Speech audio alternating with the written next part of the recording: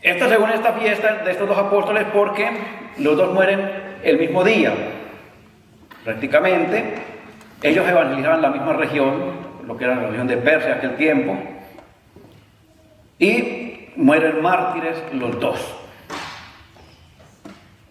San Judas muere pues de un garrotazo en la cabeza y luego le cortan la cabeza. Primero le dan un garrotazo y luego le cortan la cabeza. San Simón no se explicita precisamente cómo murió él. Tienen que morir los dos, pero no se especifica propiamente cómo murió Simón. Es uno de los apóstoles que se habla más poquito. De todos los apóstoles, Simón es el que se habla más poquito de él. Lo que conoce de Simón es que era el jefe de una guerrilla, conocido como el grupo de los celotes, que peleaban en contra de los que apoyaban a los romanos. En contra de los romanos, pero sobre todo más en contra de los que apoyaban a los romanos, o sea, de los de su pueblo, de los judíos, o de los de su pueblo que apoyaban a los romanos. O sea, era como la lucha de esta guerrilla era en contra de ellos, más directamente que en contra de los romanos, en los que los apoyaban, porque los consideraban traidores o vendepatrias, sobre todo porque los explotaban. O sea, los romanos los explotaban con impuestos y con muchas otras cosas más. Por eso odiaban a todos los que apoyaban a los romanos. Como les decíamos el domingo pasado, cuando hablamos del publicano, eran que incluso eran publicanos, pecadores públicos. Y Simón, pues era el líder de esa guerrilla que luchaba en contra de ellos. No sabemos cuántos de ellos haya matado también. O sea, era el líder de una guerrilla revolucionaria, era una guerrilla fuerte de aquel tiempo. No sabemos cuántos él haya matado en esa lucha, en esa guerra. Pero Dios lo llamó, vio que en él había liderazgo, dijo, bueno, es capaz de dirigir una guerrilla, es capaz de dirigir un grupo para llevar el evangelio. O sea, Dios lo llamó. Nos dice el evangelio de hoy, capítulo 6 de Lucas, dice que el Señor se retiró al monte a orar y pasó toda la noche en oración con Dios. O sea, dice, y luego después de que termina de orar, dice, llamó a los discípulos y dentro de ellos escogió a 12, a quien le dio el nombre de apóstoles.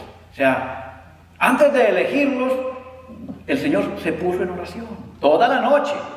O sea, era una decisión muy, pero muy importante y muy seria la que el Señor iba a tomar, y era a elegir el cuerpo visible de Él. O sea, no era cualquier cosa lo que iba a hacer el Señor, iba a elegir al cuerpo visible que iba a quedar después. Por eso eligió a los 12, que son los que funda la iglesia.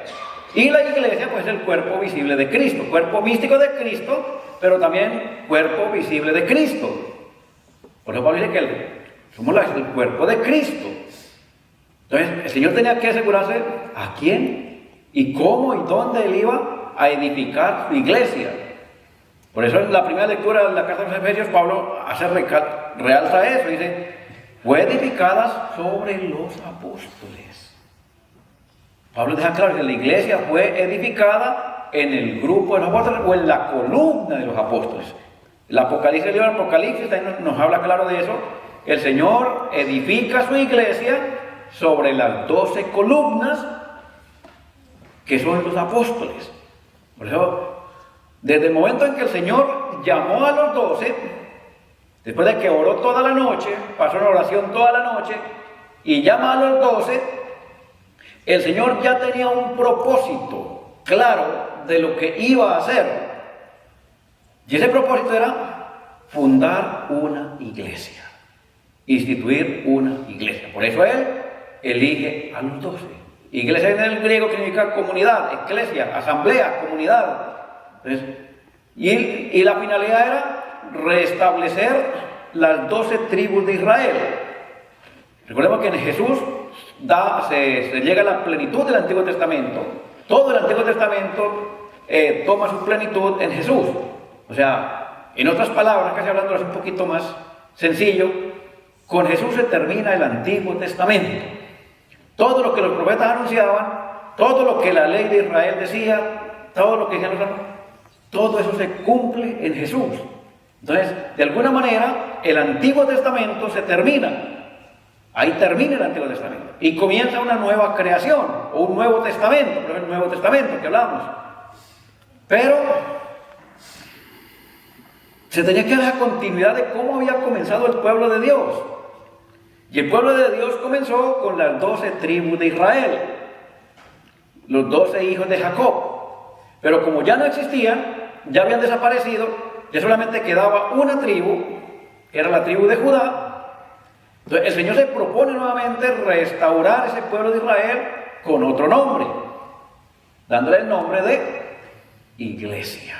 Pero ya un nuevo pueblo de Israel, ya no el mismo pueblo de Israel. Por eso hay una confusión hoy día muy grande, y especialmente entre los pentecostales y algunas otras sectas cristianas, que todavía siguen creyendo que Israel es el pueblo elegido de Dios. Israel, el Israel de hoy, es el pueblo elegido de Dios, y que por eso hay que toda la pleitesía a Israel. No, Israel se separó de Dios, Israel se alejó de Dios. Por eso el Señor instituye un nuevo Israel, un nuevo pueblo, que es la iglesia, y da continuaciones. Entonces, el Israel sí fue el pueblo elegido de Dios, claro que sí, y fue protegido por Dios, pero Israel se rebela de una manera contra Dios. Se rebela porque no aceptaron al Mesías. Recordemos que el pueblo de Israel, los judíos, no aceptaron al Mesías. Y al no aceptar al Mesías, negaron completamente la promesa de Dios. Entonces, la negaron. O sea, que se va a cumplir la promesa, sí. El día de mañana, algún día, 1000, 3000, qué sé cuántos años, nuevamente se va a reunificar ese pueblo. Que es lo que los hermanos pentecostales dicen, que el Señor no puede dejar en el aire las promesas que hizo. No, pero no el Israel que está ahorita. No el Israel que está ahorita. Se va a reunificar algún día nuevamente el pueblo de Israel, que fue la promesa que hizo el Señor, pero ya en la iglesia. Por ejemplo, el libro de Apocalipsis habla de la nueva Jerusalén. Ya no habla de la Jerusalén terrena, habla de la nueva Jerusalén, el libro del Apocalipsis. Porque ya va a ser un pueblo renovado, diferente, no el Israel de ahorita. Que por ahí no, porque hay que justificar la guerra porque es el pueblo elegido de Dios. No es el pueblo elegido de Dios. Sí fue, pero no, ahorita no es el pueblo elegido de Dios para justificar todas las masacres y todas las guerras que hacen. No. Entonces, el Señor instituyó la iglesia, fundó la iglesia para restablecer el nuevo pueblo de Israel. Y ese nuevo pueblo de Israel es la iglesia triunfante del día. Y después la iglesia purgante, la iglesia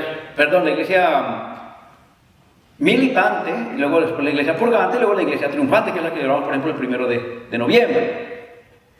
Pero esa iglesia es edificada en esas 12 columnas, que se llaman apóstoles.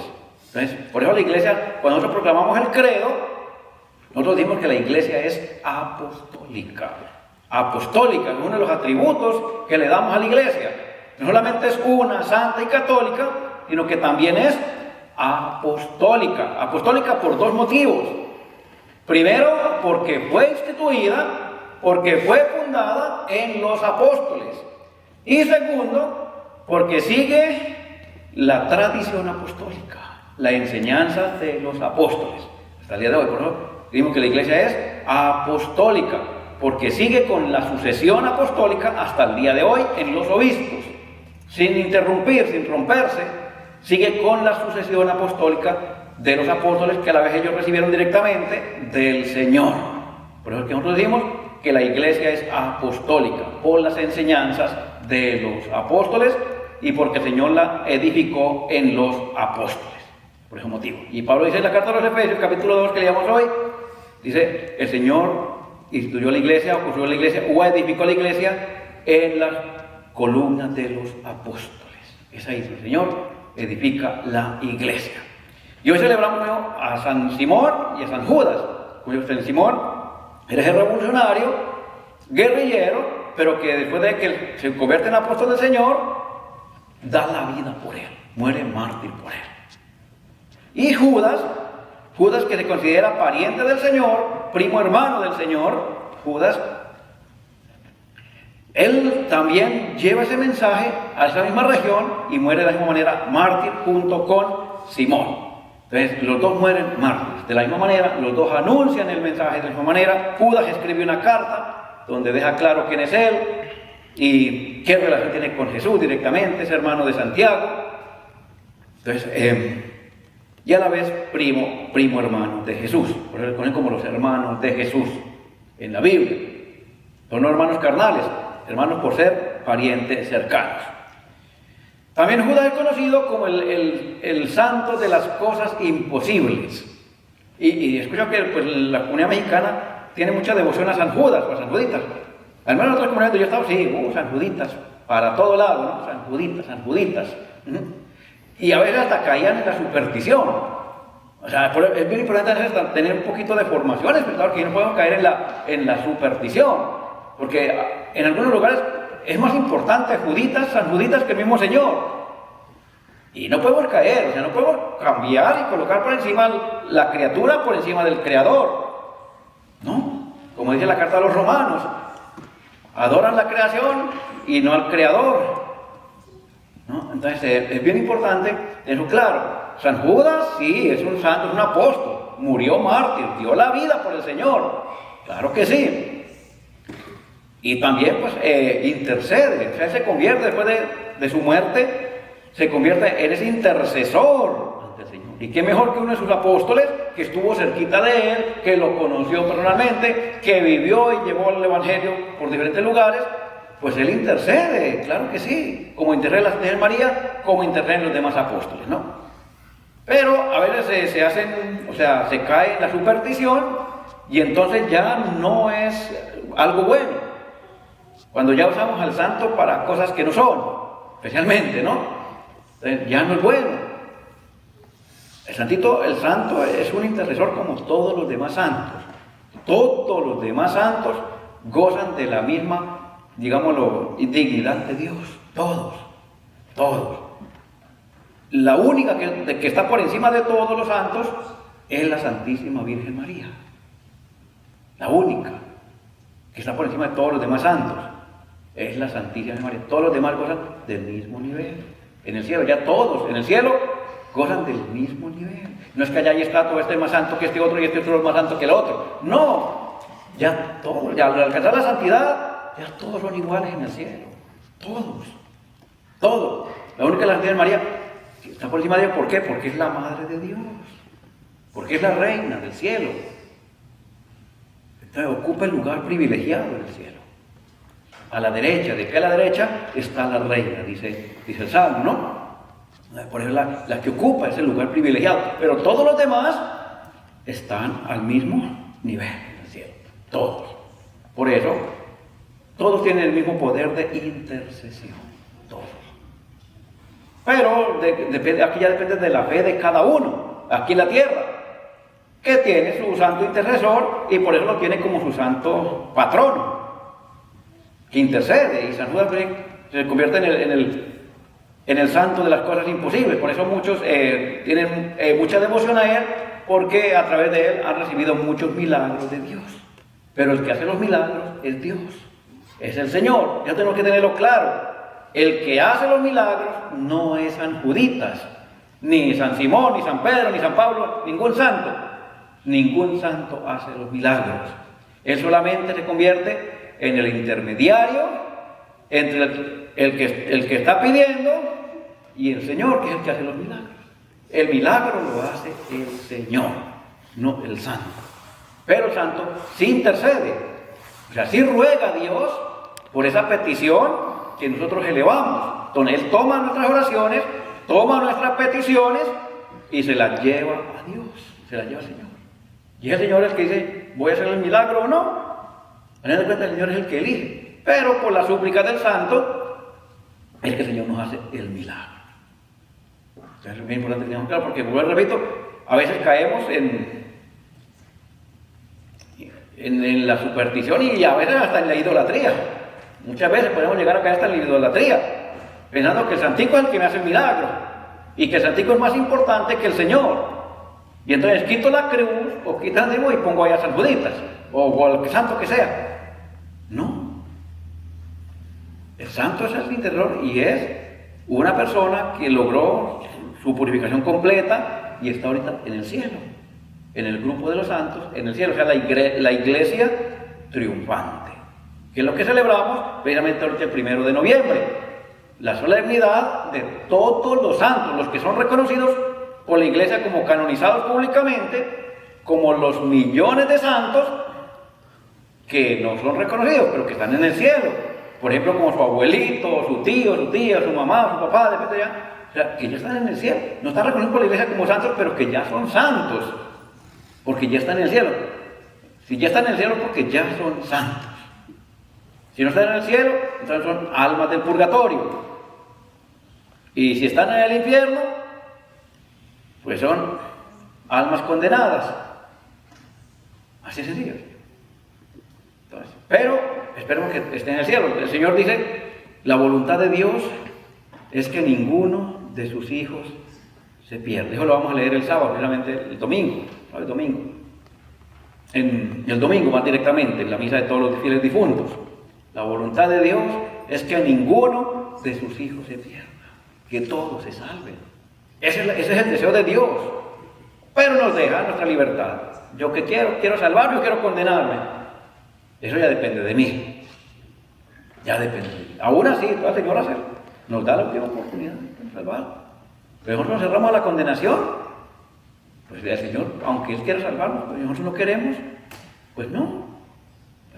Pero no sabemos dónde están nuestros seres queridos. Por eso oramos por nuestros seres queridos, porque no sabemos dónde están. Si están en el cielo, ya están disfrutando de la gloria de Dios. Si están en el purgatorio, esas oraciones les van a ayudar muchísimo para pagar la deuda pendiente e ir al cielo. Si están en el infierno, igual esa oración no se pierde, esa oración se vuelve a nosotros en bendiciones. Entonces no se pierde. Pero no hay que dejar de orar por los fieles difuntos. En este mes de noviembre, por si se me olvida, pero espero que no se me olvide, pero esta primera semana de noviembre, la iglesia nos otorga toda la semana una indulgencia plenaria para sacar un alma del purgatorio. Este mes de noviembre, cumpliendo igual los requisitos que se piden para ello. Confesión sacramental, Eucaristía sacramental con comunión, oración por el Papa, pues un Padre Nuestro, una Ave María, y la visita al cementerio. Tienen que ir al cementerio, ir al cementerio a orar por los fieles difuntos. Y ahí oran por esa indulgencia que quieren para su ser querido. Es una semana completa que la iglesia nos otorga para obtener la indulgencia plenaria. Ya en el boletín de este domingo va a salir ahí toda la información y va a colocar ahí unos flyers para que tengamos en cuenta, pero del 1 al 8 de noviembre va a haber, toda la semana va a haber la oportunidad de obtener una indulgencia plenaria por un alma del purgatorio, es para sacar un alma del purgatorio, para nuestros fieles difuntos. Por eso los invito para que, si tienen la oportunidad de sacar un alma del purgatorio, un ser querido, pues hay que orar por ella. No sabemos, si ya están en el cielo, pues eso le ayuda a otro difunto. Entonces oremos por nuestros hermanos santitos, pidamos la intercesión de San Judas, especialmente en los momentos difíciles. Él es el patrono de los casos difíciles. Pidamos a Él cuando en un momento difícil, pidamos la intercesión a Él para que oren del Señor por esa necesidad que tengamos y su oración va a ser escuchada por parte del Señor. El Señor nos bendiga, nuestra Madre Santiago nos acompañe, el Espíritu Santo nos guíe para poder